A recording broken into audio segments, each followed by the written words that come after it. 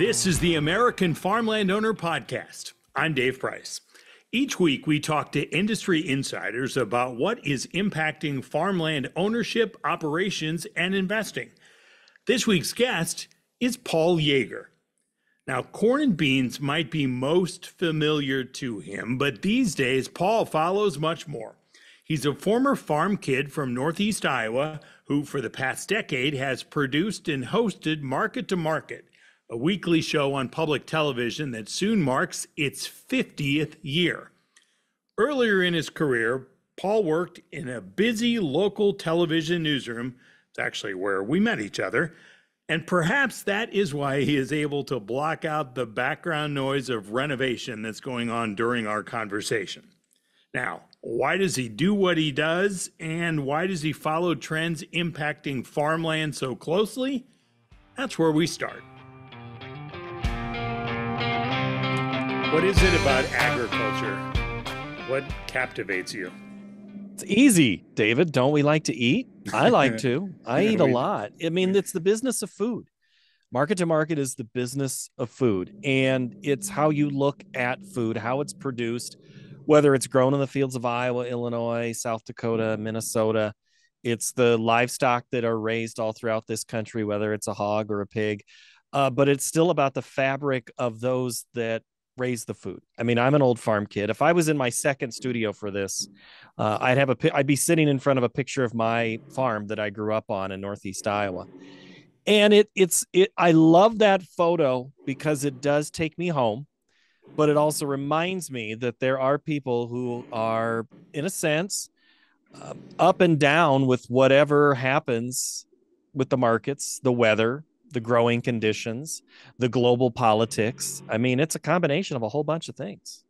That global side of this, that has to be so different than when the Yeager generations past were part of this. And you look at all of that, you deal with it on market to market. Explain the global transition, the global change on all this. Well, from a kid in Jessup, Iowa, you don't think much about China or Brazil. You'd hear about these people. Oh, so-and-so farmer went on this trip where they went to Europe. And you're like, why? Well, because we're trying to figure out new places to send the corn, the beans, the hogs, the beef that we're growing in this country. I mean, we're very good at growing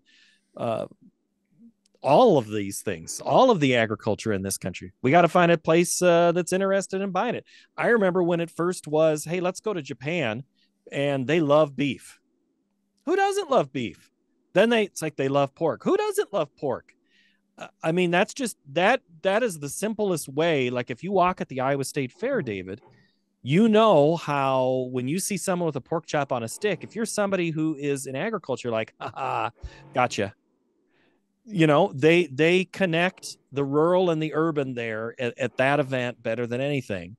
And it's a great opportunity for agriculture. And I feel that's kind of what this job is supposed to be, is connect those that grow it, inform them about other things that are going around, not just in their backyard. It's very easy to see that field right there. That's not my farm, by the way.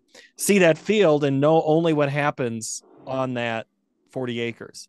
You got to remember, there's 4,000 acres in your county. There's 40,000 acres in wherever it is. You have to know what happens in one part of the area to impact you. I was just reading before we came in here. We're still watching what's going on with the drought.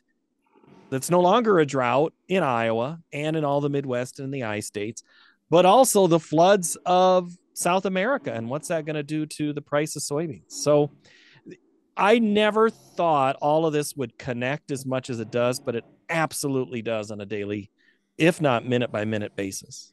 And you're not just focused on the Midwest. Market to market is all over the place. How many states? More than 20. More than 20. But I know on the past shows, either one or two shows ago, you took a question from a guy in Ontario. Mm-hmm. All right. So I don't think that's in the continental states, right? There's an old MTOM podcast that I did with Phil, and I'll probably have to now tag him in this and say, hi, Phil. Phil is from Dresden, Ontario, Canada. And the name of the podcast that we did is Yes, Virginia. Phil from Ontario is a real person. Okay. Because we would always get these Phil in Ontario questions. And so I got to know him. He writes occasionally for DTN, loves a good phrase, loves good questions, is curious, and he loves to tell market to market story to any of his Canadian friends. He's like, hey, you need to watch Market to Market. They cover United States agriculture. Where he's at in Ontario is farther south than Minneapolis, I believe. So there's a whole bunch of the United States that is north of him in the great north countries of Canada. I mean, Canada's not in quotes, but north is what I probably should have done. We knew where you were going with that. So in light of that landscape, you're watching a lot of, you can't just focus on corn and beans maybe, which might be a bigger deal here in Iowa. You're looking more broadly. And because of your role on the show, you also have some pretty inside access to a lot of experts that you have on the show. What are the trends you're watching right now that they're talking about? I watch everything they say. And that's the beauty of what we do. We have a stable of about 12, 13, sometimes 14 analysts that rotate through when we book. So we have the insight from those who used to trade in the pits of Chicago, who remember when they'd still do all the hand gestures like you see in Ferris Bueller's Day Off, to those that look at computer screens all the time now, but then those who look at technical movements in markets, have algorithms written, and then those who just say, 40 years ago, this is how, when this happened, this happened. They all are right in one form or another. They all have a different way of looking at it, which I think is important to the viewer to say, oh, well, John Roach is on, so John is going to talk more about this. Sue Martin is on. She is going to talk about this. Ted Seiferd's on. He is going to talk about this. Naomi Bloom comes on. She offers this perspective. So if you're someone who aligns with their thinking and that makes you comfortable or uncomfortable and you want to do something different, you kind of see, or you do everything opposite that analyst says, we provide that opportunity to hear all those viewpoints. We have an analyst coming in this week from Iowa, but lives part of the year outside of the United States. He has a home in another country.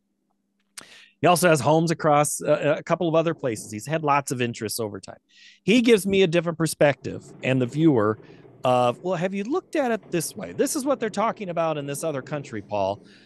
Let's think about it that way. Then we have somebody might come up from Florida, completely out of the I-states, who is not focused on the weather that happened that week and on your field. So again, hugely different, almost removed independent focus on the markets. All right. So of all the experts you're talking to right now, give us something where somebody's expressed some optimism. We're hearing big picture about that USDA income forecast, right? So you look at how farm incomes did the last couple of years, and then maybe they're going to drop by a quarter or so this year. Hog industry has obviously had some challenges. The cattle supply has been way down. Who sees some optimism in any of these things we're looking at here? Give us some good news. Are we trying to mix your two programs and two lives here together? Doing it all together. I could get into a huge mess if I start answering that politically, but in a way it is. There is a viewpoint of some that see a certain political party as their key to success. Then there's one that the numbers don't match up, or they do, and it's just a delay. Things that go through the economy take years to happen. Cuts here equal success here. Additions here equals success or failure down here. Farming, agriculture in general is dependent on political pressures and winds like anything else. But one of our biggest trading partners is pretty much considered a trade enemy right now. But again, David, just before I came in here, reading about a possible buy by China. And then the market gets excited because, well, golly, that's a big consumer that might be interested in it, in our product. So we have to think about what is it that China might bring to us. We have one former president that talks tough on China. Then we have another president that's even tougher on China, but you don't hear that part. Where's the optimism, you ask? You could say it is here, but you don't want to admit it's here. Or you can say it's here it was here. I don't know where that optimism is. And I don't know where the pessimism is. Again, I think each farm is different in each operation, but overall, cattle, live cattle and feeders have been ridiculously on a run higher. Pork goes in cycles. Pork has been lower, lower, lower, but then there's the optimism of we're going to go higher because this is too high. Then you look at the corn price. Well, we're going to raise this amount of corn. That one's a tough one for me to answer. I'm usually the one to ask that question and let somebody else stick their neck out on it. I think there's optimism everywhere, just like there's pessimism. I think you have to be guarded, and that's the tools of where you put your neck out on the markets. With, we call them puts and calls, and where we're putting floors and we're putting in strike price, and we're playing the market like we are on Wall Street. Having protection is a very good idea, because things can change from when you started the tractor and then you get down the other end of the field. Is there, in light of that, are you seeing, let's just talk about farm incomes. Can you anecdotally, kind of mentally go through the folks you've had on? Do they think it's going to be the drop that the USDA is talking about? Is there a consensus opinion there? There's a former economic television host who went into a White House and now is out of the White House, who said, I was wrong about the economy all last year. We keep hearing that's going to be terrible or bad or going to get worse. Right. And I know for some it is bad, but there are plenty of others who are making money right now. They'd like to make more. They'd like to have regulation out of their lives. They'd like to have the ability to use whatever chemical they want. There's income to be made, but I know just as soon as I say any of this, there'll be someone who says we're out of business. So it's a very tough thing to paint with a very broad brush, because again, farm incomes are what they are. I mean, you look at all these economic reports. The stock market, for instance, the Dow Jones over 40,000. I'm sorry, but the stock market is not the economy. Right. It's a part of it, just like consumer price index, producer price index. Those are hard. Retail sales, housing market. New houses are different than existing homes. All part of the economy. Interest rates, where they're at. We could do a whole nother 25 minutes probably just on interest rates if you want. And that's been the up and down, right? I mean, this week, as you and I are talking, we're getting these signals from the Fed that, you know what, maybe the thought of hiking these up just a little bit may not be as out of the question as it once before. It seems like all year long, the reductions were going to come. Well, maybe not now. Maybe it's going to be in a couple months. We were talking June for a while, then it was September. Then it's, well, I don't know if it's coming at all. And now maybe it could even be bumped up because inflation just will not come down as fast as what the Fed wants to get back to that magic 2% figure. It's a heck of a magic wand if they can. We were told we weren't going to be able to have a soft landing. Did we have a soft landing? There's plenty of people who think we did. 3% is still tough. Inflation is still high in lots of sectors. Apartment rents are high, but remember, apartment rents are tied to what was basically set 12 months ago. That's an extremely slow reactionary part. Historically, inflation, Dave, is at, let's go to the 1970s, the early 80s. Ask people what inflation was then. Exactly. It's not the same now. Nowhere near. But in the business of buying farmland, who's buying farmland right now? It's those who can afford to pay cash. They're not financing it. So the interest rate doesn't matter as much for many of the buyers. Not all of them. There's plenty of people trying to buy land that are financing it. But I bet if you look closely, you'll see a lot of people are not financing some purchases. They're paying for it outright. And so the interest rate doesn't matter as much to them as it once did. They learned their lessons from the 80s. They don't buy something they can't quite afford, or at least afford the majority of it. As you're out, I know you go out and speak to groups too, ag audiences and non-ag audiences at times. And what do you think is misunderstood about the industry?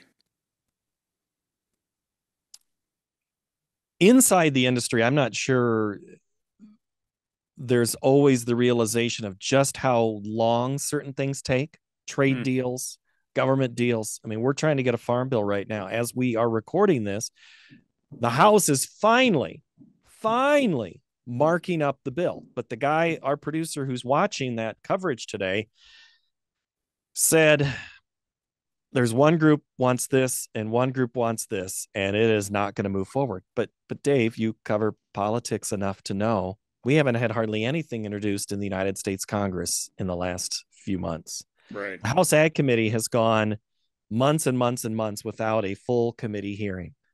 The U.S. Senate Agriculture Committee has gone months and months and months without a hearing or any movement on anything. So I at least take a markup of the Farm Bill as progress. I at least want them to see. So I think a big misconception is something can be done quickly. I think it takes a lot of time to make something happen. I've talked to two elected officials in Iowa recently, Randy Feenstra, the U.S. House member from the northwest part of Iowa, and longtime U.S. Senator Chuck Grassley. And so two Republicans here. Feenstra probably represents one of the most ag-heavy congressional districts you're going to find anywhere, and Chuck Grassley is a farmer. So they're both very well connected to all of this. Feenstra has some optimism that they are going to get something done eventually, but it's probably going to be during the lame duck part of this. So too much politics will get in the way before the election, and then for that interim period before the new Congress takes over, Senator Grassley is far more negative about the thing. And he doesn't think anything's going to happen. Of course, they were supposed to do this last year and they didn't do it. So you do have so many different dynamics here. And now there are so many perspectives on this, right? Where, the biggest chunk of this farm bill is not really ag related. It's food benefits, nutrition, those kind of things. And then the smaller chunk really more closely will be connected to farmers and producers here. So you're going to have Democrats pushing this, Republicans pushing that, but then even subsets in each of those groups because they don't all see eye to eye. And it goes back to those political dynamics you talked about early on. Yes. Next question. No, it would be easy to pass on that one, but let's go back to the history of the bill. The bill used to be all about agriculture. Nothing to do with food assistance. And then food assistance came along. Which political side is ever going to get something done on those bills if they don't put them together? Senator Dole, Senator McGovern, put that thing together, the rural and urban partnership to get something passed. And now the claim is the bill has gotten too big on supporting those who should be working, who should have full-time employment, or those who should not be relying on the government to feed themselves. But you have a former president who championed that food assistance was the best way to help bring up those in poverty. It allowed them to focus their energy somewhere else and not just on the food on the table. Then you have someone who says, no, we should not be paying for that. Right now you have the United States House controlled by the Republicans, but we know how precarious that majority is and how the only thing that the speaker has gotten done is with Democrats. So you could say, okay, we've won as the United States because they have to work together there. One has seen, I'm going from a part of the wing, the party that I don't think I can get anything done, and I'll work with these folks who want to work with something. How many times, David, have you heard, where's the middle? I'm in the middle. Let me have, we're going to work together. You've heard that speech countless times. You have the United States Senate, which doesn't want, the chair is a Democrat who's retiring from Michigan, whose agriculture looks different than what it does in Iowa and Illinois. Very. Much more specialty crops in Michigan than what we have in the rest of the I states. So she's looking at it from a different standpoint. But food is not even something she is going to entertain. It is DOA. So you could just say, maybe that's why Senator Grassley says, I'm very negative. He's told us a couple of times that this bill will have an extension because we have to get something done. And he might be right on that. Complicated deal. Politics gets in the way. It is. And it's unfortunate because I've loved the way the lawmakers approach this bill, because they hold field hearings and they listen to farmers and then they hear from farm groups, and then they hear from commodity groups, and then they hear from everybody else that thinks they have an opportunity to move things forward. And this is where we're at, stuck, waiting. I've done probably 3 Farm Bill podcasts in the last year, and I could just keep airing them because nothing has changed. It's all because crop insurance is what they all want. They want a safety net. Give me a safety net. Don't give me a handout. Give me a safety net. I'll take the risk, but I want the risk backed. Okay, fair. I get it. I'm totally fine with that. Well, that's going to cost us too much. We need to have offsets for this. If you want this, we need an offset. Oh, I want them to work together, Dave. I really do. I want them to have the best bill. But how many times have you heard, again, in the post-game news conference after a bill passes, it wasn't the best bill, but it was the best bill possible? Right. Let's see if they do any bill, though. Yeah. I mean, in the lame duck probably is when it will happen. And then you could say, was that the best bill? We'll find out. Thank you, Paul. Thank you, Dave. He's Paul Yeager, host and producer of Market to Market on public television. You can find out more about Paul's other passion, local sports, and what makes him wear a really bright pink blazer from time to time. Just go to our website, AmericanFarmlandOwner.com, and while you're there, sign up for our free weekly email newsletter. Again, AmericanFarmlandOwner.com, where landowners get their news. Thanks for joining us.